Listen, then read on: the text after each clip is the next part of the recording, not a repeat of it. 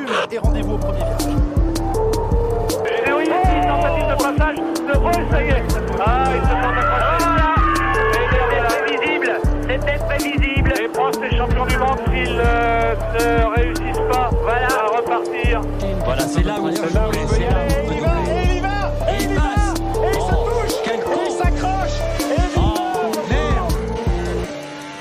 Okay, Lewis, it's hammer time. accélère, accélère. Toto? Yes. It's called a motor race, okay? Sorry? We went to car racing. This is unbelievable, guys. Can we do this for another 10, 50 years together? On a le droit de faire des erreurs, c'est un principe de base, c'est dans les erreurs qu'on apprend. Quand on fait 2 fois les mêmes erreurs, là c'est qu'on n'a pas appris. Bonjour à toutes et bonjour à tous, bienvenue chez Barbecue F1 sur Barbecue Sport Club. J'espère que vous allez bien. Alors oui, il n'y a pas eu d'émission pour le Grand Prix de Monaco, le barbecue, et il était resté bloqué dans les stands, mais on va probablement en reparler. En tout cas là maintenant nous sommes à Barcelone pour le 9e Grand Prix de cette saison 2025, et de quoi allons-nous discuter ?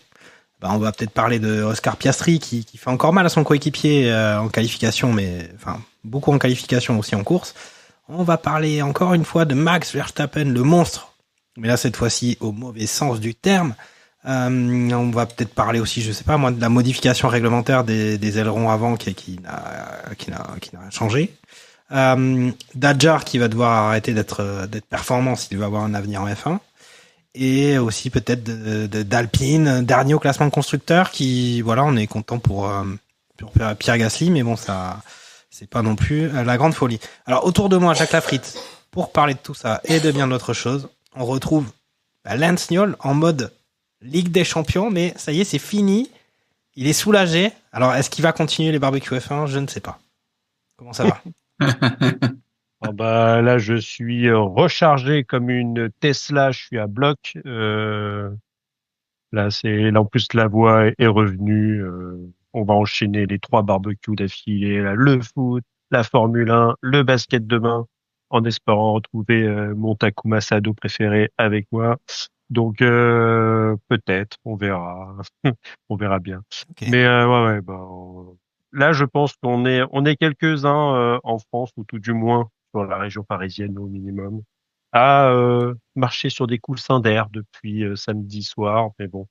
Et comme je l'ai entendu dans certains podcasts, je souhaite fraternellement à tous les supporters français des autres clubs d'avoir ce sentiment-là, les Lyonnais, les Lillois, etc., d'un jour d'avoir ce sentiment d'être sur la plus haute marche de l'Europe, parce que c'est pas dégueulasse. C'est un sentiment sympa. Ok. Bon, ça, Rome s'est pas construite en un jour. On va demander à Takuma sa réaction peut-être par rapport à cette victoire du PSG. Es-tu content, toi, qui n'est pas forcément supporter du PSG? Alors déjà, bonsoir, bonjour à toutes et à tous. Est-ce que je suis content ? Non. Et je l'ai même témoigné dans un article qui est sur SoFoot, puisque c'est un collègue qui l'écrivait, donc il essayait de récolter des avis de fans des autres clubs, savoir qui était pour le PSG, qui était contre, qui n'était pas pour le PSG. Moi, j'étais pas pour le PSG. Enfin, je vois pas pourquoi on devrait faire une union française derrière le PSG quand on supporte pas le PSG. Et puis, enfin, demain, si Marseille, ils reviennent en finale, je crois que les supporters du PSG vont être, ah ouais, on est à fond pour Bah non, évidemment que non. Moi, si demain Saint-Étienne, ils sont en finale de Ligue des Champions, crois-moi bien que n'importe quelle équipe qui est en face, j'ai des ancêtres, hein. Ah là, je les trouve, hein. Y a pas de problème. Vous aurez évidemment deviné d'où provient ce monsieur. Fan de Clermont. Pas du tout. C'est ça. Je suis fan de magouilles financières, mais sûrement pas de football. Sachez-le. Il y a peut-être une Ligue des Champions occulte des magouilles financières, je ne sais pas. En tout cas, tu me sembles bien initié. Avec nous aussi, autour du barbecue, on retrouve Yuki Arisa. Comment vas-tu, Yuki Arisa, après ce triple header? Je vais mieux que le vrai Yuki, en tout cas. Donc, très content d'être revenu. Et puis, hâte d'en discuter avec vous. Et puis, dernier larron de cette émission, Charles Carrefour. Comment ça va, Charles ? Tu fais toujours pas beaucoup de vélo ? Bonjour à tous, toujours beaucoup de vélo, et j'ai passé effectivement un très bon samedi soir et un très bon 65e tour et 66e tour. Ok. Et effectivement, ouais, très bon week-end. Ravi d'être là avec vous ce soir. Ok. Bon, très bien. Alors, on va commencer directement par ce résultat du Grand Prix de Barcelone avec une victoire encore de Oscar Piastri, 5e victoire de la saison. Donc, il n'y a pas non plus 352 Grands Prix, même s'ils essaient d'en mettre 352 jusqu'à présent. Il y en a eu que 9, donc 5 victoires sur 9 Grands Prix, ça commence à causer. Et puis, maintenant, il se retrouve en tête du classement. Enfin, il était déjà, mais il a 10 points d'avance sur son coéquipier Lando Norris, qui lui finit à la deuxième place. On avait vu déjà Oscar Piastri en pole position sur ce Grand Prix de Barcelone. Il y avait une victoire de Norris sur le Grand Prix de Monaco. Voilà, est-ce que ça y est, à force de mettre des bonnes petites claquettes à Lando Norris, Oscar Piastri, il a marqué son territoire. J'ai l'impression qu'on dit ça émission après émission. Qu'en penses-tu, Takuma? Moi, ce qui m'étonne, c'est qu'il n'a que 10 points d'avance parce qu'il paye le prix fort de son erreur en Australie. Ce qui, je pense qu'il connaît, enfin, de ce qu'on a pu voir maintenant d'Oscar Piastri, je pense qu'il a fait son erreur de la saison, il l'a fait au premier GP, et je pense tous les jours, il l'a en tête, et plus jamais ça, parce qu'en plus c'est chez lui et il a perdu d'énormes points sur Norris, parce qu'il serait avec un écart un petit peu plus important, et on sait que, vu qu'on semble parti sur une saison où les McLaren vont s'échanger les victoires, le plus tôt t'as un peu d'avance, le mieux tu peux après gérer. Parce que Norris, on en parle, oui, il serait un peu moins fort, il est qu'à 10 points, hein. Et il suffit qu'au prochain Grand Prix, Norris gagne et Piastri fasse troisième parce que Verstappen peut très bien finir deuxième. En plus, au Canada, c'est un circuit qui est très demandeur, faut être très précis, etc. Donc, à Verstappen sur ce genre de circuit est toujours très fort. Bah, du coup, Norris, il peut repasser à égalité avec Piastri. Donc, ça va être va toujours falloir surveiller Lando Norris, même si Piastri semble un peu plus fort. Norris n'est pas du tout éjecté dans cette course. Et par contre, je pense qu'on est bon, c'est pas une surprise ce que je vais dire. Attention, ça va se jouer entre ces deux. Je pense que Max est déjà hors circuit. Ça m'étonnerait que McLaren s'effondre vraiment. Donc bon, il va falloir. Si j'espère que vous aimez l'orange, quoi. Orange is the new orange, du coup. Of course. Yuki, ton sentiment par rapport à tout ça? Après, effectivement, il y a cette situation où on a l'impression que Oscar Piastri a le dessus sur son coéquipier, mais son coéquipier ne reste pas, il est pas très loin. Il avait gagné Monaco, ça l'avait probablement reboosté. En tout cas, on se disait ça. Et puis on a aussi McLaren. Là, on a parlé que des pilotes, mais le titre constructeur, je crois qu'ils ont plus du double de points que le second, que le deuxième au classement. Donc toi, c'est quoi ton avis par rapport à tout ça? C'est un peu précipité, je pense, de faire un pronostic sur, évidemment, alors moi, je m'en suis pas caché à ma première participation au podcast. Ce qui me ferait plaisir, c'est de voir Piastri sur la plus haute marche à la fin de la saison. Pour autant, je pense que j'ai un peu cette image de Max. Alors, vous me corrigez si je me plante, c'était à Imola, il me semble qu'au premier virage, Max, il fait une manœuvre de l'espace et il remonte en gros, c'est difficile d'avoir un avis définitif parce qu'il a quand même deux clients assez sérieux derrière lui, Piastri, donc Norris et Verstappen, et je pense qu'ils vont pas, à leur manière, chacun de leur côté, vont pas lui lâcher la grappe jusqu'à la fin, donc ça va être à lui d'être archi concentré sur ce qui se passe. A priori, ça a l'air d'être le genre de profil qu'on est tout à fait capable, donc j'ai tendance à être un peu confiant. J'imagine que s'il gagne le championnat, ce sera pas large, mais je pense que si tout se passe bien pour lui jusqu'à la fin, il y a moyen qu'il conserve une petite avance, mais à mon avis, elle sera pas énorme. Je le vois pas comme ça, en tout cas pour l'instant. Ok. Lance, des choses à ajouter sur les oranges? Je parle pas des Hollandais. Bon, clairement, même si, après Monaco, c'était particulier, il fallait absolument réussir ton samedi, ce qui conditionnait vraiment ton dimanche, vu qu'on n'a pas parlé, avec cette nouvelle réglementation de forcer les gens à s'arrêter au minimum 2 fois, avec les trains de pneus, etc. Et au final, ça a été encore pire que d'habitude, avec des écarts abyssaux, avec des mecs, c'était limite comme quand tu joues à Gran Turismo, t'arrives à coller 2 tours au mec Enfin, il y avait vraiment de la confusion Et même les commentateurs aient du mal à suivre. Hein. Les commentateurs Ah aient du mal à oui, suivre, c'était vraiment particulier à essayer de faire jouer la stratégie. Bah, finalement, c'était totalement illisible. Alors, si tu réussissais à tirer ton épingle du jeu, tu pouvais faire quelque chose, mais bon, à l'arrivée, bah, c'est ceux qui ont quand même fini. T'as quasiment pas de place qui ont changé entre le samedi et le dimanche. Donc bon, finalement, ça a accouché d'une souris. Et bah pour les autres grands prix, ça, on est un peu sur la même chose. On a quand même l'impression que sur des circuits normaux, Piastri a quand même pris l'avantage. Là, sur la pole position, entre l'écart entre le premier et le deuxième, c'est l'une des plus importantes depuis le début de la saison. On a quand même 2/10 d'écart entre les deux papayes.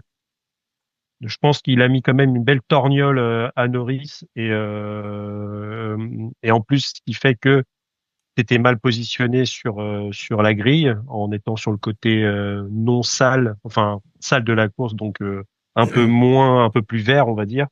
Et ça s'est vu parce que Norris a eu du mal à démarrer. Déjà, il a pris du retard. Les feux sont passés au rouge assez rapidement, donc il s'est peut-être fait surprendre. Il se fait surprendre d'autant plus par Max et vu qu'il est en plus du mauvais côté de la piste, il se fait passer.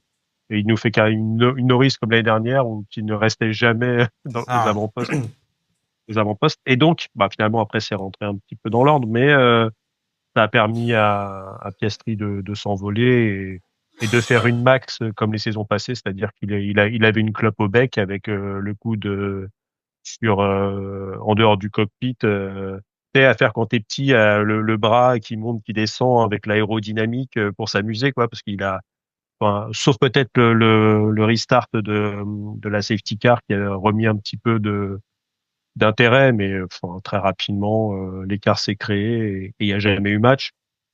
Donc si on retrouve ça à quasiment toutes les courses, je vais enfoncer une porte ouverte. Si Piastri est devant Norris à toutes les courses, techniquement, il gagne. Enfin, voilà, je pense que nos amis le logiciens auront aimé cet sophisme de très haut niveau. Mais Et ça, vous avez des avis comme ça pertinents que sur Barbecue Sport Club, hein, attention. Exactement. mais à l'arrivée, tu peux toujours avoir Norris qui fait un petit coup de résistance de temps en temps et qui recolle, comme il avait pu un peu recoller avec Max la saison passée, avant de faire peut-être une merdouille. Mais après, il y a encore le côté un peu jeune de Piastri où il peut faire une Australie et perdre 20 points d'un coup parce que problème mécanique, parce que d'effet de course qui fait que bah, Norris gagne la course et que lui finit huitième. Donc rien n'est joué. L'année dernière, on savait pas qu'à Suzuka, notre ami Max allait mettre 25 points dans la tronche à Norris et s'assurer le titre comme ça. Donc ça reste, au moins, ça sera un peu plus serré que peut-être les années passées. Avec ces deux papas qui sont vraiment au niveau. Et on a vu que la nouvelle réglementation sur la flexion des ailerons n'a rien donné pour le moment, mais peut-être parce qu'il faut changer les tests. Parce que des petits poids posés sur des ailerons, quand il faut rendre compte d'une pression dynamique, bon, si c'était ça, les souffleries, ça servirait à rien. Quoi. Ouais, tu parles des tests sur les moteurs diesel C'est ça, non Non, c'est sur les flexions allemands. Apparemment, là, ils sont restés sur les mêmes trucs, c'est-à-dire pour savoir si les ailerons avant sont plus ou moins flexibles, bah, tu poses des poids en statique. On a quand même vu que la pression dynamique de l'air quand la voiture roule, c'est un petit peu plus réparti, c'est un peu plus touchy que juste poser des putains de poids sur un aileron avant, quoi. La même chose, ils avaient fait la même chose avec les ailerons arrière. Ils se sont dit, on va peut-être mettre des gommettes pour voir justement en pleine course avec les caméras s'il y a un peu plus d'appui. Bon bah s'ils font pas la même chose avec les ailerons avant, les ingénieurs vont se frotter les mains et en attendant que la FIA ait une bonne idée avec des tests valides.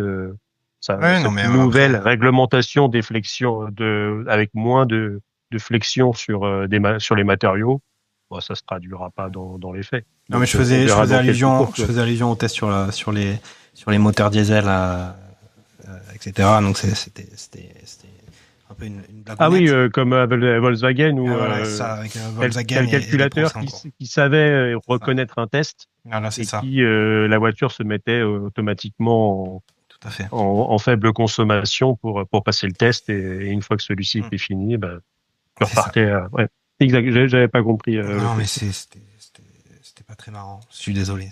On parlait justement en préparant l'émission du fait que faire des blagues, c'était pas toujours simple.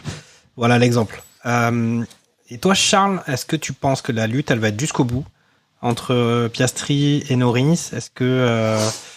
Ou est-ce que cette sorte de main qu'il a maintenant sur le championnat avec ses 5 victoires, comme je l'ai dit, va favoriser quand même Oscar? Et puis, bon, après, c'est vrai qu'ils sont pas menacés par un troisième compétiteur actuellement, donc ils ont pas besoin de choisir. Bah, j'ai l'impression quand même que ça va rester un peu dans ça. Il y avait quand même 9 écuries sur 10 qui amenaient des évolutions. Ça n'a pas changé beaucoup trop la hiérarchie, surtout en tête de classement. Et bon, vu la réglementation qui change l'année prochaine, je pense que arrivé fin juillet, donc dans 4 Grands Prix, sûrement certaines équipes vont bâcher le développement pour vraiment focus à 2026. Donc après il faudra faire avec. Donc je vois pas comment on arriverait à aller les chercher. Peut-être que il y aura un paquet de gyro qui arrivera, qui fonctionnera. Mais quand on voit Ferrari qui finalement explique que le directeur technique qui est parti les dernières, il n'avait pas finalisé la voiture cette année, que du coup ils comprennent pas toute la voiture, du coup ils ont du mal à la rendre potable. Ce qui est fou, c'est qu'au final ils arrivent quand même à être P2 au constructeur, tu vois. J'ai l'impression que Ferrari est en crise parce que ça gagne pas, mais Ferrari est quand même P2 au constructeur. C'est ça quand même qui est phénoménal. Donc Ok. c'est fou, mais pour moi il y aura pas trop de changements à ce niveau-là, quoi. Ok. Peut-être sur certains grands prix où il y aura peut-être une victoire par-ci par-là, il y a l'effet de course, où il y a des très bons réglages de la voiture d'une des équipes comme Mercedes ou Ferrari. Un moteur Red Bull fera le cas. Mercedes qui explose. C'est pas si rare que ça finalement. Peut-être, mais en tout cas, je pense que Verstappen, il aura sûrement une victoire encore, voilà, comme il a su le faire, aller chercher la bonne place et le bon rythme sur un des circuits et aller faire quelque chose de grand. Okay. Mais bon, ça sera pas les oranges et noirs seront pas très loin derrière sûrement. Okay, donc limiteront la casse quand il y aura ça. Alors, on va parler justement de limitation de casse et de monsieur. Alors il est orange parce qu'il est hollandais, mais il est pas orange parce qu'il est appartient à McLaren. Monsieur Verstappen, on avait dit il est devenu papa. Il y a aucun, ça va le booster. Ça, la plupart des observateurs disaient ça va le booster, il va être encore plus performant. Est-ce qu'il a pas des nuits trop courtes? Est-ce qu'il est pas fatigué? Parce que on le voit, on l'a vu justement sur cette fin de Grand Prix faire cette manœuvre sur George Russell où il lui a mis un petit coup dans la voiture. Il a pris 10 places de pénalité, 3 points de retrait sur sa super licence. D'aucuns ont dit que la sanction était peut-être un peu légère. Je vais tout de suite demander à Takuma comment t'as vécu cet incident de course quand même. Quand on écoute le générique de Barbecue F1, je sais pas si vous avez fait attention, mais il y a plusieurs extraits.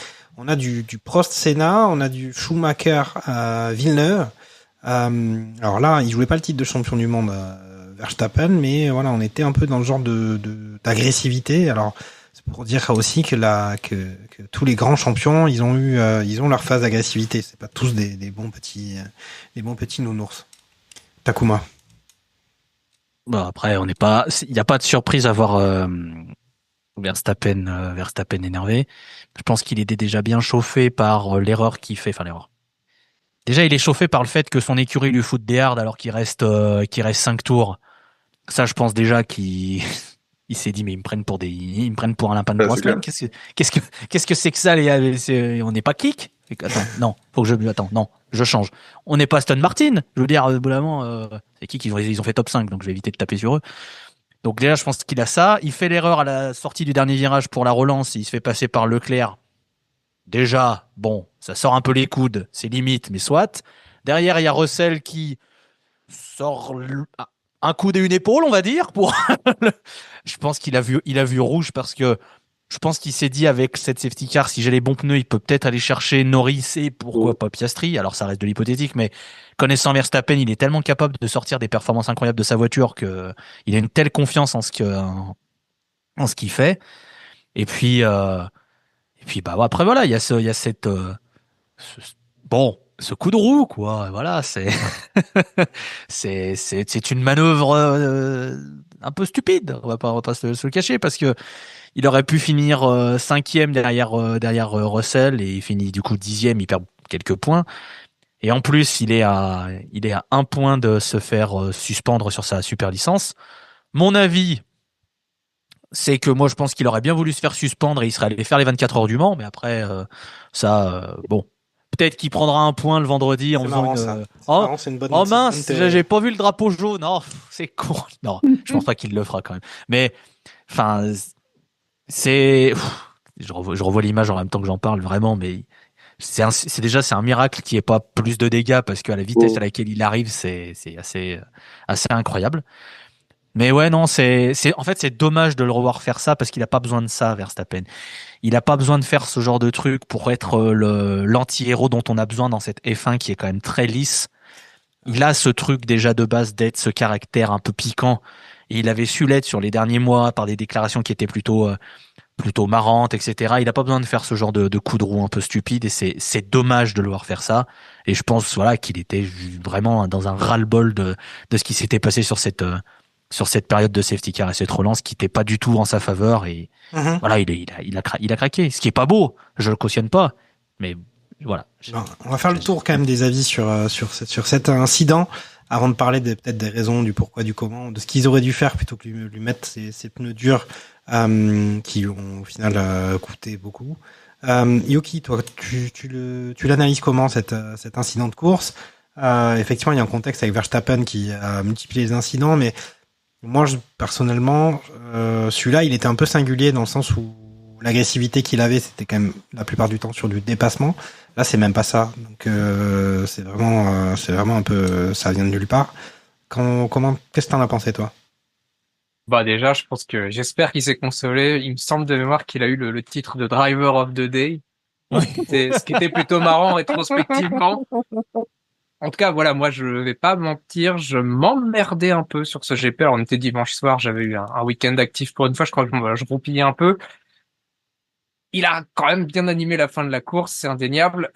Ceci dit, ouais, moi qui suis quand même plutôt nouveau dans ce sport, j'étais un peu étonné de voir un pilote. Alors voilà, je le connais un peu pour ce que j'en ai vu sur les dernières saisons que j'ai suivies, mais j'étais étonné de le voir aussi agressif pour finalement, voilà, on parlait pas d'une place, d'une victoire potentielle, même s'il me semble qu'à un moment, la manœuvre sur Leclerc, ça le mettait troisième s'il passait devant Leclerc, mais le truc sur Russell, ouais, c'est vraiment un espèce de lâcher prise et un énervement. Je pense que depuis que je regarde la F1, c'est la première fois que je vois un geste aussi gratuit et aussi à part une espèce de décharge personnelle, il y a aucune raison que ça arrive. Donc j'étais plutôt surpris. Ouais, j'avais hâte de voir. Enfin, j'avais hâte.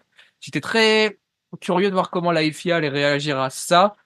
J'ai du mal à dire moi si la sanction elle est suffisante ou pas. Apparemment, l'avis général c'est que pas tellement. Voilà, Max c'est Max, mais je pense que le lendemain il a fait amende honorable, donc c'était trop tard, mais je lui donne au moins ça. Il a été capable de revenir un peu sur ce qu'il a fait et d'admettre que c'était pas la folie non plus. Donc voilà. Je pense que tout le monde lui tombe dessus parce que c'est Verstappen. Quand Vettel fait la même chose en Azerbaïdjan sur Hamilton, les gens sont moins enclins à dire qu'il demande un drapeau noir pour lui parce que c'est Vettel et que c'était aussi quelqu'un qui avait. C'était ça aussi la question en participant au podcast ce soir. Moi, j'avais un peu envie de vous demander, vous, qui avez vu sans doute des gros matchs sur les saisons d'avant, est-ce que c'est des choses qui arrivent ou est-ce que c'était un phénomène un peu isolé, un pétage de câble? Vettel avait quand même pas perdu 8 points sur sa super licence sur les 11 mois précédents, tu vois. Non, mais c'est ce que je dis, c'est que Verstappen, on souhaite qu'il prenne un drapeau noir parce que c'est Verstappen, mais pour une manœuvre qui est un coup de roue qui est un peu violent, Vettel avait pris une sanction méritée. Et ça avait pas été plus loin. Donc je pense aussi, voilà, il y a le caractère de Verstappen qui joue là-dedans dans l'appréciation ou non qu'on s'en fait sur le fait que sa sanction est méritée ou non. Après, est-ce que ça arrive souvent? Non. Non, bah non, heureusement. Après, sinon, ce serait Far West. J'ai voilà. cité des exemples qu'il faut imaginer quand même. Schumacher, qu'est-ce qu'il avait pris? Il était exclu du championnat, je crois, sur sa manœuvre sur Villeneuve, il me semble. Pour un truc similaire?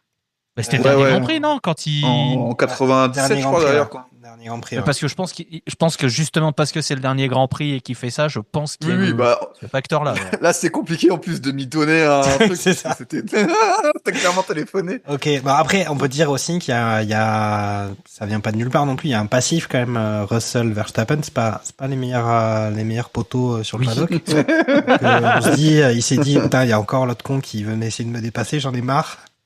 Et puis il a tout lâché. Lens, il me semble que tu veux faire l'avocat du diable pour une fois. Et en fait, ça rejoint ce que vous disiez juste avant. Et parce que c'est Max Verstappen, les gens, on a l'impression, tu sais, qu'ils attendent derrière le muret comme ça, qu'il fasse un truc pour lui tomber dessus. Et les gens n'attendent que ça. Parce que bizarrement, la manœuvre de Leclerc dans la ligne droite, il vient le percuter. Vous avez entendu des gens réclamer quelque chose contre Leclerc? Quand tu vois, c'est pas là. Je peux pas comparer les deux. Je suis pas d'accord. Tu es en pleine ligne droite à 300 km/h. Il y a pas de coup de roue. Je peux pas. Il revient sur sa trajectoire, il vient le taper. Ouais, mais il sait très bien pourquoi il le pousse aussi il le pousse vers les marbles pour après pas avoir l'adhérence. Oui. Et donc il sait très bien ce qu'il fait, Verstappen. Il reste donc au final, chacun se pousse, tu vois. Et il y a pas d'impact, il y a pas de. Disons que c'est pas quelque chose de gratuit comme ce qu'a fait Max. Ouais, pour moi, Leclerc, ça tient plus du fait de course et de l'erreur d'appréciation plus que d'une véritable volonté de foncer. Alors, là où Verstappen, vraiment dans le virage, tu sens qu'il tourne pas. Hein, tu sens. Tu sens surtout que il décélère, il réaccélère sur lui, quoi. Il réaccélère parce que t'as Russell à côté qui accélère pas. En fait, moi, je comprends pas le passage de Russell. Et en fait, sur l'action, tu vois il veut le laisser passer. Il veut que Russell, à la limite, il passe juste les deux roues devant pour essayer de lui refaire à l'intérieur. Mais t'as Russell qui avance pas. Et donc finalement, je pense qu'il y a un petit peu de tout. Alors après la course, il dira que non, il n'a pas voulu lui taper dedans.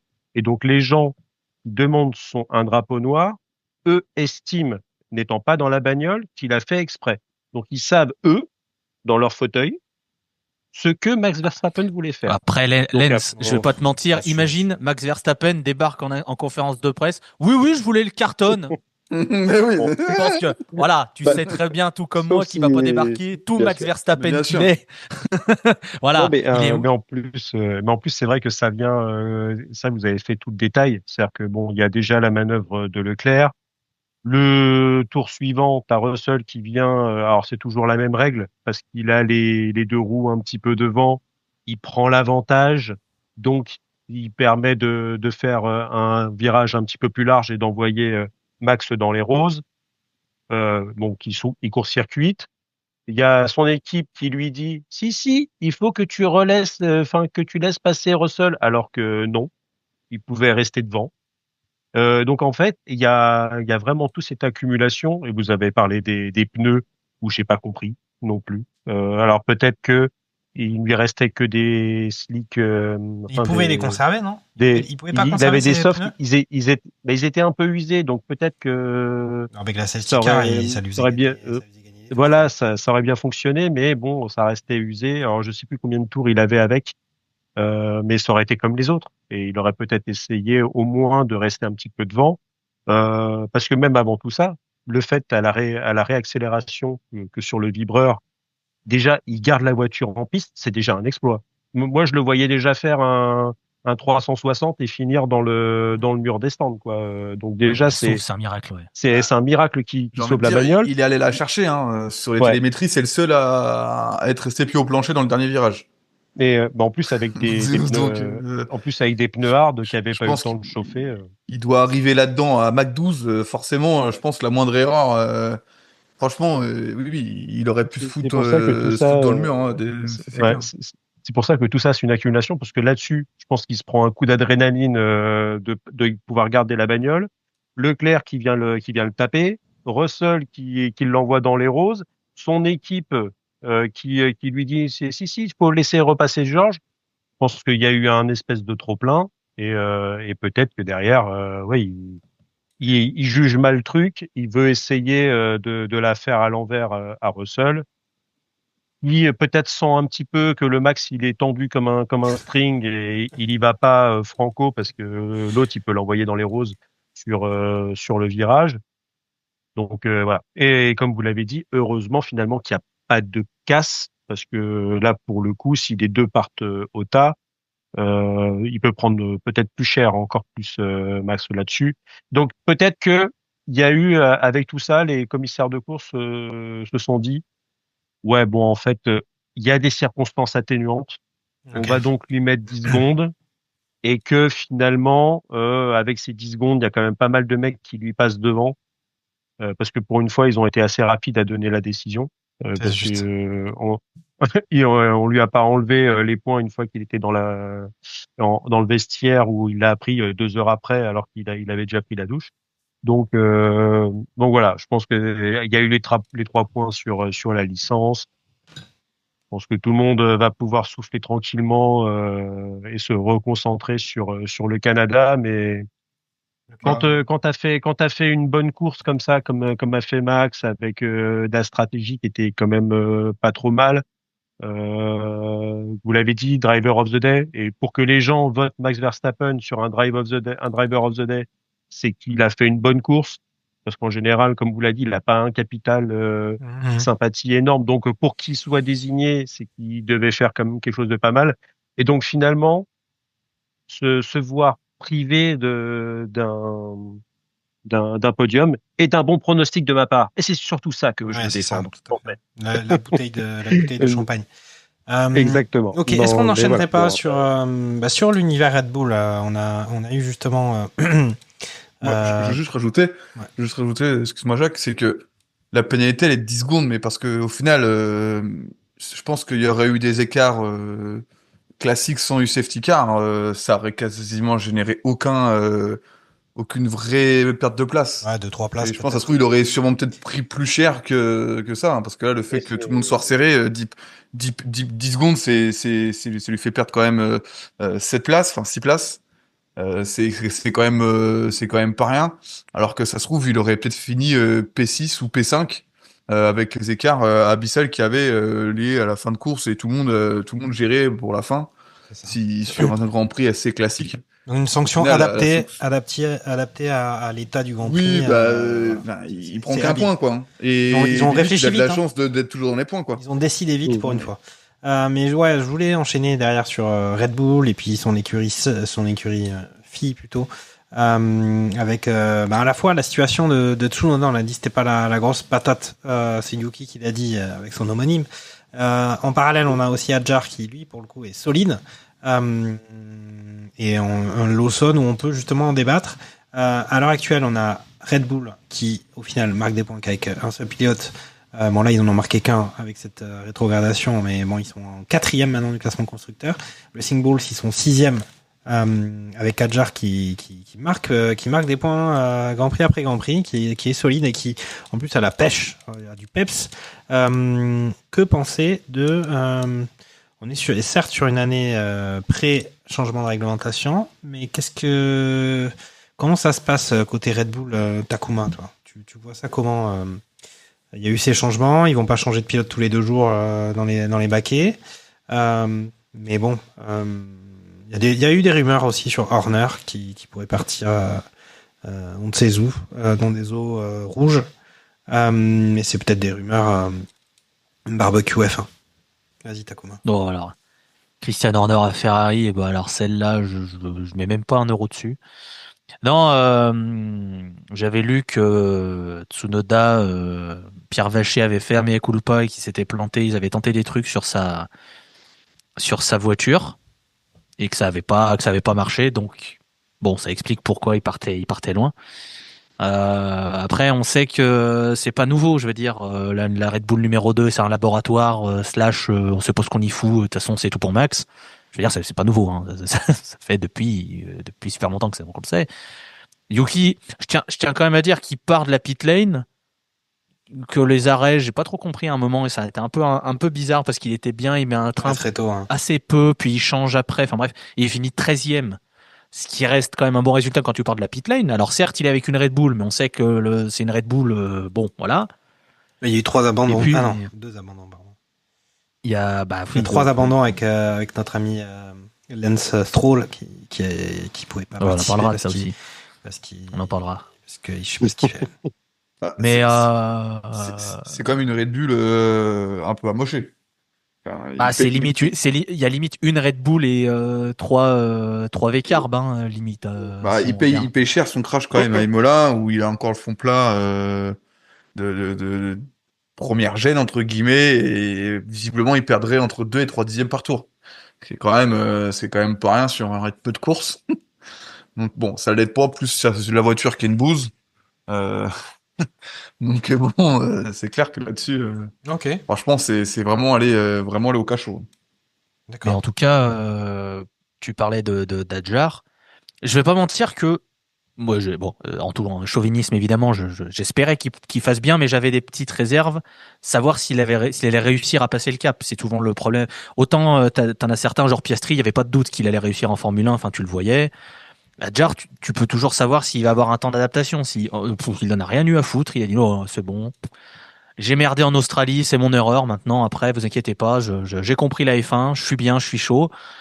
Maintenant, j'espère sincèrement qu'il va pas aller chez Red Bull, ou alors qu'il va chez Red Bull parce que Verstappen se barre. Parce qu'il y a aussi cette nébuleuse du départ de Verstappen qui existe.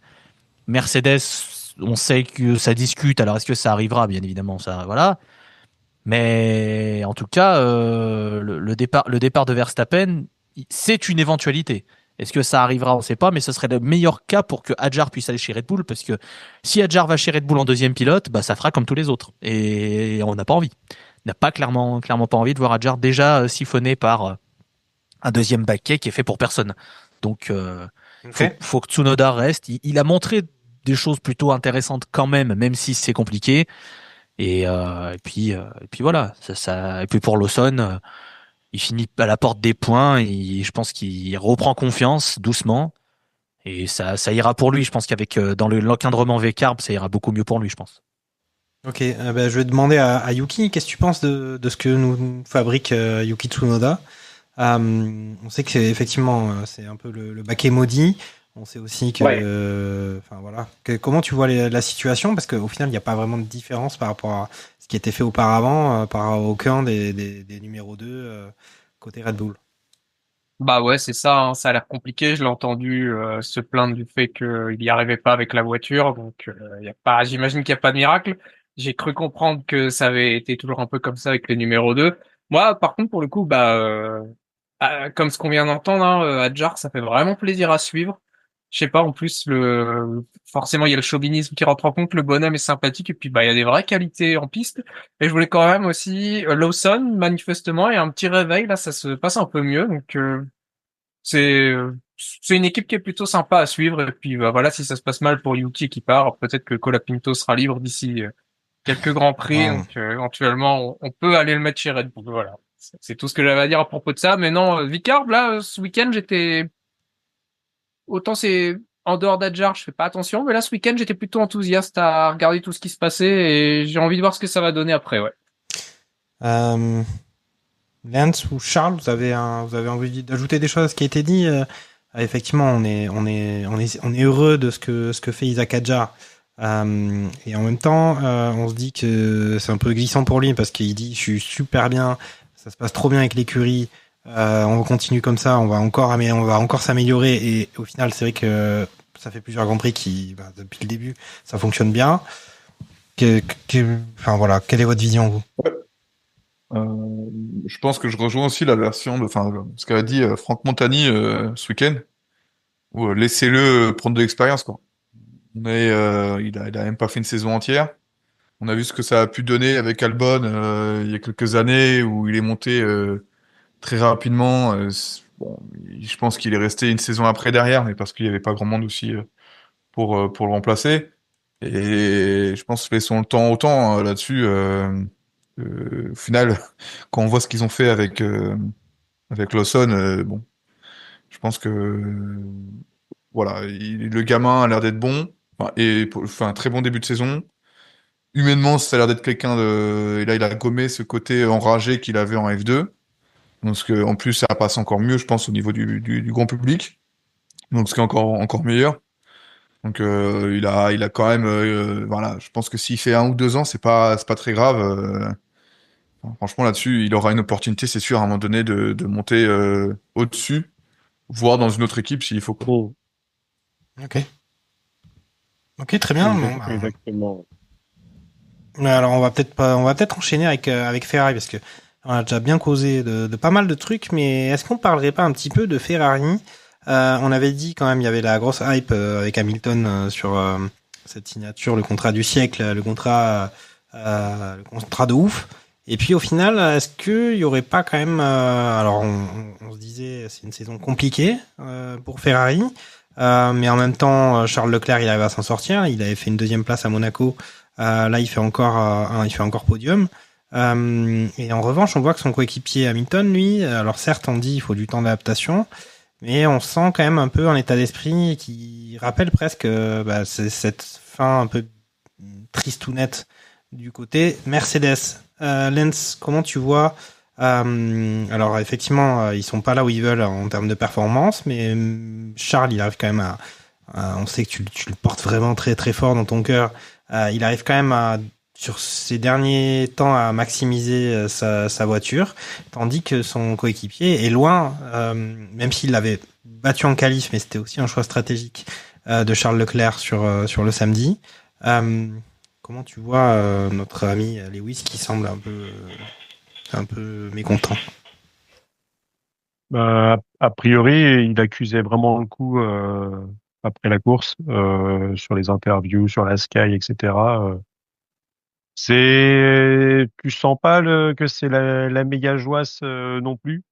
Peut-être qu'il prend aussi tranquillement il se rend compte progressivement que Ferrari, c'est l'équipe de Charles Leclerc en fait, et qu'il a beau débarquer avec ses 7 titres de champion du monde, c'est le 2e pilote.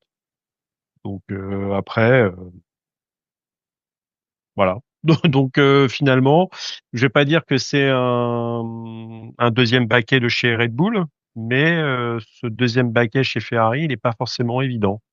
Dans toutes ces écuries où tu as clairement le numéro 1 et le 2e, il essaye de faire ce qu'il peut, et c'est vrai qu'à la limite, chez Ferrari, c'est peut-être aussi une qualité, hein, de pas tout chambouler parce que tu as Lewis Hamilton qui débarque.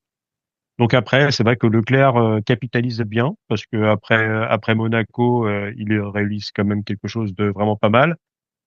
Il récupère quand même cette 3e place parce que Red Bull fait n'importe quoi.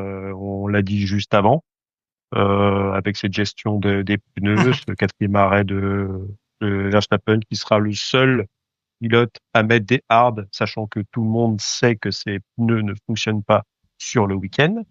Et que les dégradations, comme d'habitude, on a l'impression que ça dégrade le vendredi, samedi, et t'arrives en course le dimanche, en fait, tu peux limite faire la course avec des C1 usés. Donc, après ça c'est autre chose.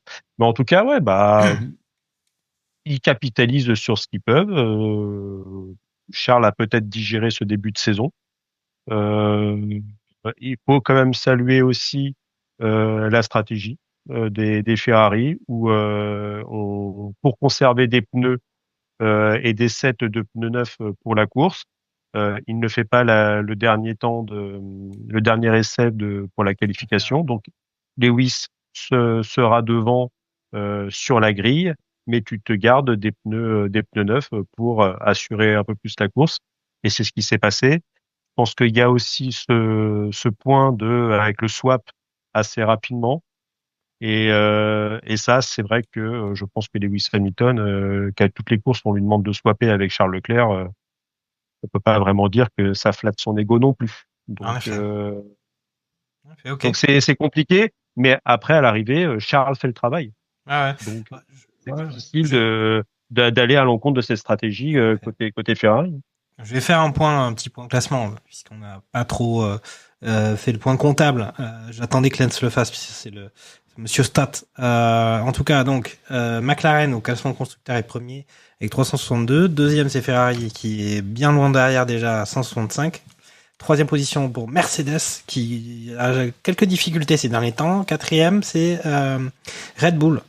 Quatrième Red Bull, ça fait bizarre. Ils sont juste derrière, enfin ils sont à 144 points, tandis que Mercedes est à 159. Et après il y a un gros trou, ça arrive sur Williams, qui a connu des week-ends plus charmants.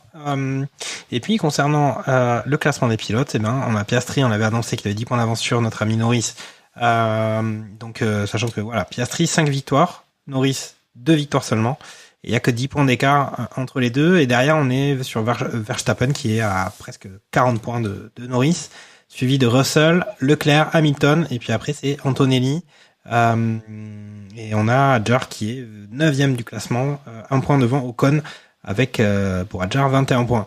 Ok, bah, je vais reposer la question à Charles Carrefour. Que pensez de Ferrari? Là, ils sont contents, mais c'est vrai que Charles, il voulait gagner son Grand Prix à Monaco, comme il l'avait fait la saison dernière. Là, il est quand même sur le podium, mais en même temps, on voit que McLaren, ils sont très loin. Est-ce qu'il digère le fait de avoir plus ou moins espéré être à la hauteur des McLaren? Alors peut-être pas être champion, mais se battre avec les McLaren, on voit quand même qu'ils y sont pas. Ouais, je pense que en fait, c'est la frustration, je pense, qui règne chez Ferrari. Parce que la voiture, elle est performante. Tu arrives quand même à faire 2 podiums, gagner une course sprint. Mais au final, t'es quand même incapable d'aller chercher une victoire ou d'assurer, de se dire, chaque week-end, je peux gagner. Donc en fait, c'est ça qui est compliqué, de se dire, voilà, j'ai un bon rythme de course, je suis capable de remonter, mais je suis incapable de mettre tout en ordre pour avoir une bonne qualif et pour être en première ligne ou deuxième ligne. Et du coup, je pense que l'écurie là-dessus, elle est un peu dans le jus. Parce qu'en fait, le duo de pilotes, lui, performe avec ce qu'ils ont. Pour le coup, je pense que quand on voit comment ça se passe, comment Hamilton arrive à performer, alors que ça fait que quelques grands prix qu'il est avec Ferrari, qui connaît qu'un Grand Prix, enfin écurie italienne, il a déjà, enfin, c'est un autre monde carrément pour lui, quoi. Il arrive quand même à se mettre dans le jus. Il est pas encore au niveau de Charles Leclerc, forcément, parce que il a des années chez Ferrari depuis qu'il est gamin. Mais le duo est plutôt bon, l'entente est plutôt bonne. Il n'y a pas eu trop de discorde, mis à part à Miami de mémoire, où, bon, entre guillemets, c'est plus limite Ferrari qui a un peu fait n'importe quoi sur le swap pilote que eux deux entre eux, il n'y a pas eu de bataille, à vrai dire. Dites-moi si je me trompe. Mais du coup, en fait, c'est dommage que la voiture elle soit pas au rendez-vous, quoi. Après, ils peuvent pas se parler en radio directement l'un et l'autre. Peut-être que s'ils avaient pu, on saurait. C'est clair. Parce que quand on le voit, ils ont l'air de bien s'entendre. C'est les gars qui se connaissent en plus. Ils sont tous les deux à Monaco. Voilà, y a pas de problème là-dessus. Et du coup, je pense que je me dis que si la voiture performerait comme la McLaren, je pense que McLaren aurait du souci à se faire.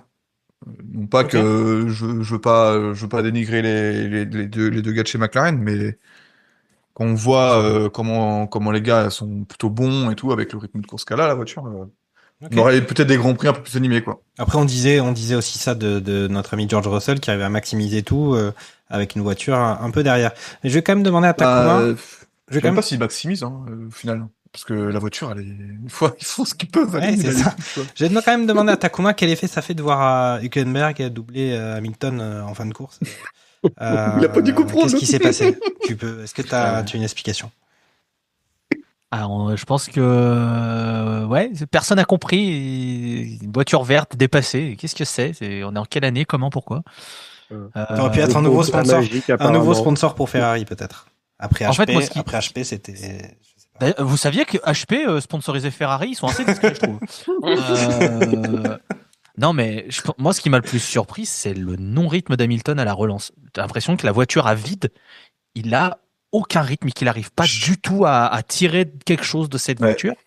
Mais je pense que c'est plus ça qui l'embête, c'est qu'il n'arrive pas à comprendre cette voiture. Et quand tu es un grand champion, quand t'as pas de feeling avec une voiture, que t'es pas à l'aise, qu'il te manque une clé de compréhension, je pense que c'est terrible parce que bah t'as besoin de faire qu'un avec ta voiture pour tirer le maximum et là pour le moment il y arrive pas.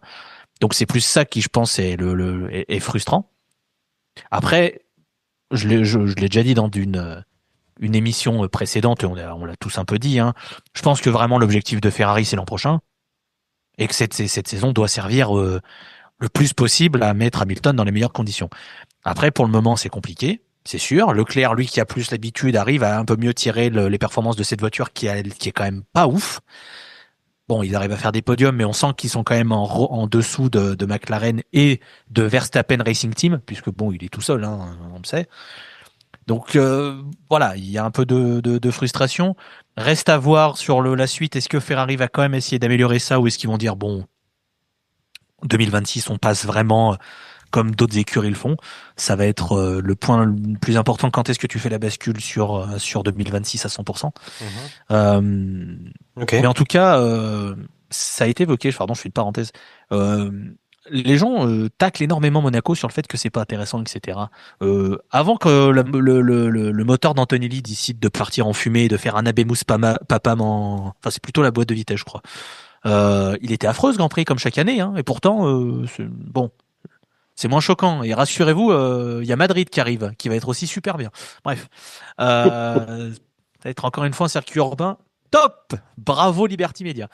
Mais bon, pour Ferrari, on verra au Canada. Je pense que le Canada sera une belle indication. Et je serais pas surpris de qu'Hamilton voir se construise une cabane. C'est ça que tu voulais dire peut-être. Après Hamilton au Canada, c'est tout ou rien. On sait qu'il est capable de faire de belles choses ou de taper avec Jenson Button, Okay. quoi. Donc c'est voilà. D'accord. Je vais quand même demander à Yuki ce qu'il pense de la situation d'Hamilton. Est-ce qu'il justement dans ce contexte où il prépare quand même la saison prochaine et pas tout de suite celle-là, même s'ils ont l'air quand même d'être un peu de regretter des performances qui sont pas à la hauteur des espérances. Est-ce qu'il aurait pas justement besoin d'accompagnement psychologique? Parce que justement, si c'était pour la saison prochaine, pourquoi est-ce qu'il a l'air de prendre la mouche et de se dire en fait si la voiture elle va très bien, c'est moi qui suis nul. Il faut l'aider. Bah c'est vrai que ça a pas l'air d'être la grande forme. Hein. Les radios et le langage corporel en conférence de presse, ouais, ça, on sent que c'est pas la confiance. Mais je me souviens quand j'ai participé au barbecue, il me semble. La première fois, c'était au Grand Prix de Miami. On se posait encore la question de qui est numéro 1, qui est numéro 2. Je pense que maintenant, c'est très clair. Et que, comme on l'a dit, hein, je vais répéter ce qui a été dit, mais oui, on est face à un mec qui a un palmarès bon comme le bras. Ça va pas être évident d'être relégué au second plan, surtout quand on sort de plusieurs années sans doute très frustrantes avec Mercedes. Donc j'imagine que avec la com qui a été faite au moment de l'arrivée d'Hamilton et la hype, c'est pas ce à quoi ils s'attendaient. La réalité est un petit peu moins glamour que ce qui était prévu, mais évidemment, voilà, c'est pareil, on l'a dit, mais sans doute qu'à l'heure actuelle, il a quand même 2026 dans un coin de la tête et il peut se passer plein de choses. Pour l'heure, en tout cas, c'est pas ce qu'ils font est loin d'être ridicule de toute façon et il peut encore se passer des petits trucs. Ok, très bien. L'année dernière, Ferrari en plus gagnait des victoires, enfin gagné des grands prix. Donc tu te dis bon bah potentiellement j'arrive sur une année où Oui. ça y est ils ont compris les specs techniques qu'il faut mettre. Enfin voilà, la régulation elle est comprise, on va bien. Enfin, voilà, ça va couler de source, ça va vraiment. Mais en fait, vu qu'ils sont repartis de zéro, un peu comme chaque équipe, sur une nouvelle voiture, voilà, from scratch, c'est vrai que ça doit être ultra frustrant de se rouler et de pas savoir, pas pouvoir se dire, je vais limite pas faire podium, quoi, alors que potentiellement, tu sais que t'en es capable, quoi. Et j'imagine que des trucs genre se faire doubler par Hülkenberg vont pas l'aider à avancer sur cette question d'état d'esprit. Ouais. Et moi, j'avais limite une question, c'est est-ce que Hamilton a compris la voiture à effet de sol? Est-ce que lui, pour le coup, cette réglementation qui a duré 4 ans, c'est pas le Mordor, quoi? Et que finalement, il attend juste qu'on passe à une nouvelle, et peut-être qu'avec une voiture qui répond mieux à ses attentes, à son aspect de pilotage. Moi, je suis limite à me demander parce que chez Merco, il a jamais compris. Il a eu mal au dos, le marsouinage. T'as jamais eu l'impression pourtant, je pense que si t'as un mec comme ça en tant qu'ingénieur, c'est juste magnifique parce que le mec, il doit te dire avec une précision d'horloger, ce qui va pas sur la voiture. Et t'as l'impression que là maintenant, même chez Ferrari, alors avec des autres ingénieurs, avec une autre mentalité qui est quand même particulière chez les rouges, hein, je pense, il n'y arrive toujours pas. Donc, est-ce que c'est finalement cette réglementation qui lui Tu veux dire que ça serait pas circonstanciel, hein, c'est ça que t'es en train d'essayer de nous faire. Ça fait combien de temps que cette réglementation-là, elle est C'est la active 4e année, là. 2022. Ok, d'accord. 2022, 2023, 2024, 2025, ouais. Après, quand même, il faut noter que quand il y a eu des problèmes chez Mercedes, son coéquipier George Russell était talentueux, il subissait aussi quand même ce retrait de l'écurie. C'est pas non plus que Lewis Hamilton, les performances, elles étaient absentes chez les deux. Donc, moi, je le vois plus, qu'ils avaient pas une bonne voiture côté Mercedes, et ce qui a fait que Lewis il s'en est pas sorti. Et là, il arrive chez Ferrari Charles Leclerc, j'ai fait le point sur le classement pilote. Alors ok, c'est vrai qu'il y a une impression laissée quand même qui emporte un peu tout, mais Charles Leclerc est 5e au classement pilote. Hamilton, il est 6e. Leclerc, il a 94 points. Hamilton a 71. C'est pas non plus l'abîme. C'est juste qu'on lit une forme de déception, voire d'abattement. En tout cas, c'est mon sentiment. Moi, ce que je propose là, c'est que on fasse un tour de table là de ce que chacun a envie d'ajouter à ce qu'on a déjà dit. On n'a évidemment pas parlé de plein d'écuries, et c'est peut-être justement le moment de le faire dans tout ce qu'on n'a pas dit. Qu'est-ce que toi t'aurais envie de dire, Yuki, sur ce Grand Prix? Eh ben, je rejoins ce qu'on a dit, c'est que je pense que c'était pas mon premier GP de Barcelone que je regarde en entier, mais j'ai quand même trouvé ça chiant comme la pluie avant que Antonelli fasse péter son moteur, enfin que le moteur d'Antonelli pète. Il n'y est pas pour grand chose, je suppose. Donc voilà, ouais, pas la course du millénaire, mais finalement on a eu pas mal de trucs à commenter avec ce qui s'est passé à la fin.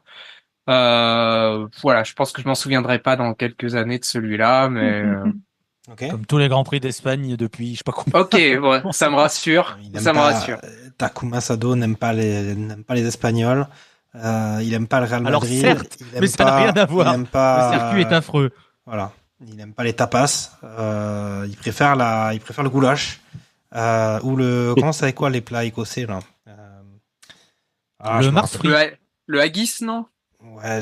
Le Mars Free, le Sneakers Free et le haggis, tout à fait. Voilà. Bon. Voilà.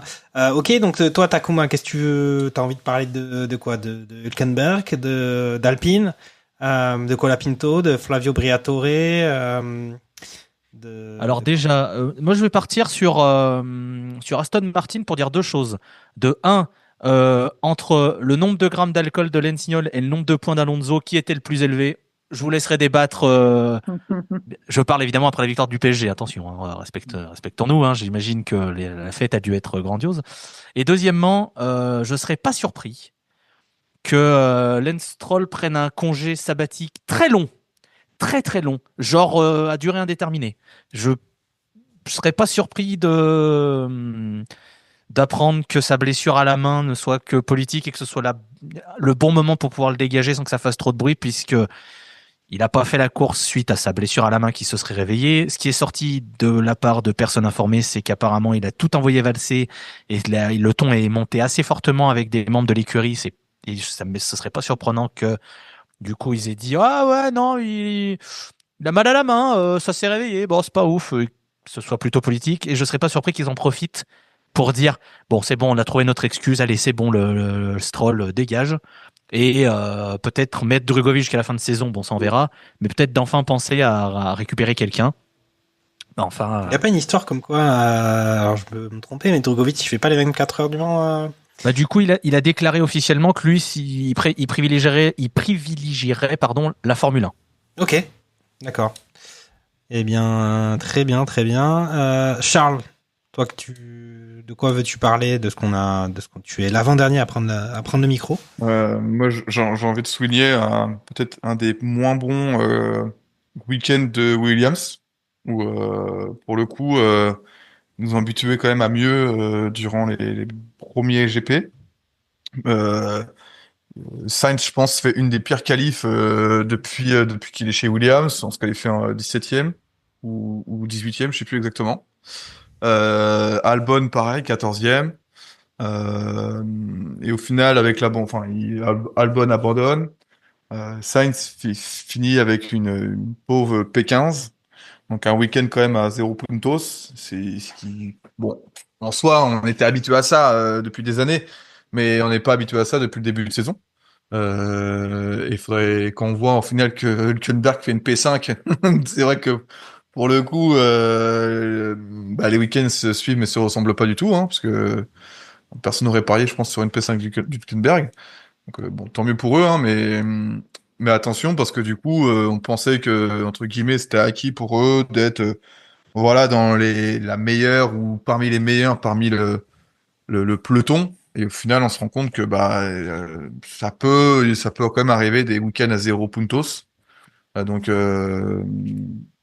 à surveiller quand même quoi. Parce que bon, attention, tu fais pas allusion à la Fiat Punto. C'est malheureusement. Lance, t'as pas envie de parler d'Alpine ou personne n'a envie de le faire? Je vais devoir m'en charger ou je veux pas te forcer là. T'adores. Tu dis ce que tu veux. On sait que t'adores. Je voulais d'ailleurs rendre hommage aux pilotes de Formule 1, aux 3 Français. Ils sont tous les 3 supporters du Paris Saint-Germain. D'avoir quand même fait une belle course le lendemain avec peut-être pas forcément beaucoup de sommeil. Il n'y a pas eu de prolongation. Dans les yeux. Donc au moins, tu t'es évité le stress, par contre, au moins sur la finale. C'est plutôt détente, finalement. C'est ça. Exactement. Bien dormi, ouais, j'avoue. Ouais, mais bon, s'ils étaient comme, je pense que c'est des gens qui sont quand même professionnels et qui savent se remobiliser derrière pour aller faire un dodo tranquille. À contrario de tous les goyos dont je faisais partie, qui à 5h30 ou 6h étaient encore à se mater des débriefs du match parce que t'arrives pas à dormir, quoi. Donc c'est sûr que bon. C'est un autre domaine. Colapinto a fait ça, lui. Il est avec toi. Non, mais monsieur, je ne bois pas. Je n'ai bu que du coca cette nuit-là. Donc mon degré d'alcool était à 0. Voilà. Comme les points d'Alonso avant la course. Exactement. Exactement. Non, mais par contre, je suis étonné que vous n'ayez pas parlé du complot merguez qui enverrait Verstappen chez Alonso. Enfin, chez Aston Martin. Aston. Ouais, oui, avec l'arrivée de c'est pas rare du maître à penseur. Ouais, New, voilà. C'est ça. Donc bon, il y a les millions, il y a de quoi faire une belle auto. Donc oui. Pourquoi pas? Il y aurait une bonne entente à votre avis entre Fernando et Max Je crois pas. Dans le paddock. Alonso qui a l'habitude de détruire ses coéquipiers va tomber sur Verstappen qui va il va vite comprendre que ça sert à rien. Il a même plus besoin. Alonso même coup sur la portière, il dépasse Stroll. C'est quand même. Je suis méchant, hein, mais. Ok, d'accord. Donc. Mais par contre, non, moi je suis. J'aimerais bien savoir si c'était circonstanciel pour les kicks cette performance. Parce que c'était quand même l'introduction d'un nouveau fond plat. Et sur ces petites autos à effet de sol, c'est peut-être pas négligeable. Donc, est-ce que c'était vraiment là-dessus, avec les dégradations de pneus, le fait qu'il ait bouffé tout le monde à la relance derrière, qu'il ait pu s'en sortir, parce que j'ai plus forcément en tête. Ouais, c'est ça, c'est qu'il est... lui, il a l'avantage, Hülkenberg, d'avoir utilisé que des trains de pneus neufs. Il a quand même passé trois stints de pneus soft neufs, donc c'est sûr que il a pu bouffer tout le monde à la relance. Donc à l'arrivée, c'est peut-être circonstanciel, mais j'ai envie de voir si ce fond plat c'est juste une passade ou est-ce qu'il peut nouer une petite histoire d'amour avec des gros points. Okay. À voir. Ok, bon, très bien. Moi, je voulais juste dire que Alpine se retrouve dernier du classement, alors que on avait quand même Gasly qui a été assez performant, notamment en qualification. Il se retrouve encore en Q3 pour la 5e fois depuis le début de la saison. Faut dire que les deux seuls pilotes qui n'ont pas marqué de points, c'est les deux coéquipiers qui sont passés à côté de lui, donc ça aide pas. Ok. Ok, bah très bien. Bah donc voilà, on a parlé de ce. Il n'y a Grand pas Prix. que les deux. Excusez-moi. Il n'y a pas que les deux coéquipiers de Pierre Gasly qui n'ont pas marqué de points. Il y a aussi Gabriel Bortoletto. Je me permets soyons factuels. C'est vrai. Voilà. C'est vrai. S'il vous plaît. On est précis. On avait besoin de précision. En tout cas, bah justement, là, c'est le moment d'écouter les 5 infos de la semaine de notre ami Sébastien Vittel. C'est box. Salut tout le monde, c'est Sébastien Vittel pour les 5 infos inutiles de la semaine. Si Lance ne revient pas pour le Grand Prix du Canada, Aston est plutôt mal barré pour trouver un pilote. Ces deux pilotes de réserve actuels, Drugovich et Van Dorn, seront tous les deux aux 24 heures du Mans. Au pire, s'ils le souhaitent, je peux voir pour me rendre dispo. Encore une victoire et Oscar aura remporté autant de courses en carrière que Leclerc et Ricciardo.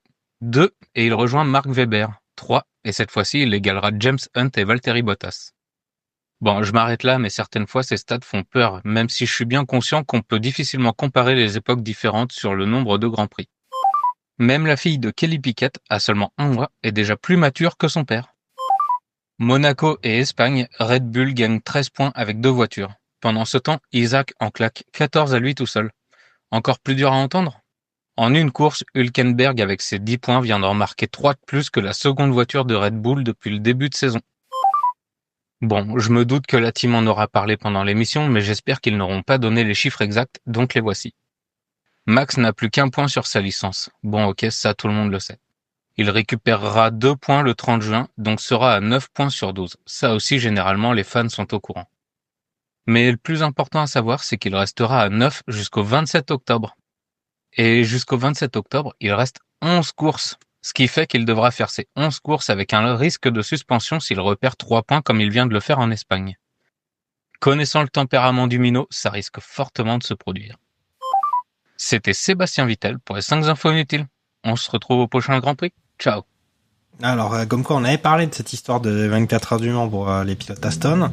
Et par contre, pour les comptes de la super licence de Verstappen, j'ai pas tout compris. Je crois qu'il y a un truc qui était pas clair. Moi, il me semble justement, effectivement, comme il a dit, mais à un moment donné, c'était le nombre 9. En fait, c'était perturbant. En fait, il a 3 points. Il va rester qu'avec 3 points pendant beaucoup de Grands Prix. Et c'est ça qui va forcément soit altérer ou modifier son comportement, soit produire. C'est arrivé à Gasly il y a 1 ou 2 saisons. Bon, il s'est rien passé de spécial, hein. Il suffit que le bonhomme il fasse gaffe et ça se passe bien. Hein. Après Gasly, je me dis que il va vite savoir si en fin de saison il a quelque chose à jouer ou pas en plus. Après Gasly, arrivé fin septembre, tu sais si ta saison elle est pliée même. Hein. Pierre Gasly à l'époque, savait très vite. Pierre Gasly à l'époque, mais Pierre Gasly à l'époque, il se mouchait dans un mouchoir en tissu plutôt qu'un mouchoir en papier. Il prenait 1 point sur sa licence, c'était n'importe quoi. Oui. C'est un moment. Enfin, ok. Vraiment. Non, mais tu peux vite prendre 1 point à la con, tu vois, genre t'as bloqué un type en qualif. Tu sais, je sais pas, t'as doublé sous drapeau rouge en essai, tu prends 1 point. Enfin, c'est des fois c'est des conneries parce que tu t'es pas au courant qu'il y a un mec qui arrive ou tu vois l'ingé il suffit qu'il soit un peu dans les vapes à ce moment-là, bah t'es comme un con, tu prends 1 point à la con et d'amende. Tu vois ça peut vite tourner quand même quoi. Bon, et des fois, est-ce qu'il faut pas mieux prendre un race ban t'es sûr que tu la fais pas la course, t'économises le moteur. Ah non, à vrai dire, elle roule quand même la bagnole. Mais bon, t'économises un week-end et tu reportes 0 et comme ça au moins tu peux repartir de plus belle quoi. Ok. Enfin, à la limite, il s'arrange pour le faire le Grand Prix juste avant Singapour, vu qu'il l'aime pas ce Grand Prix, autant qu'il le fasse à ce moment-là quoi. Ça tombe quand Singapour? C'est septembre. Regarde vite fait. C'est en 5 septembre. octobre. Ah bah octobre. voilà, tu vois, ça pourrait coïncider. Hein. Il fait l'Azerbaïdjan, c'est l'Azerbaïdjan qui est juste avant. Et puis Bah ça voilà. va. Ouais. Pourquoi pas. En tout cas, là, on va parler du Grand Prix de Montréal, qui n'est pas justement ce week-end tout de suite, mais qui est le week-end d'après, le 15 juin. Alors, pour rappeler quand même ce qui s'était passé la saison dernière, c'était une victoire de Max Verstappen, justement, suivie de Lando Norris et de George Russell. Si mes souvenirs sont bons, c'est ça. Ouais.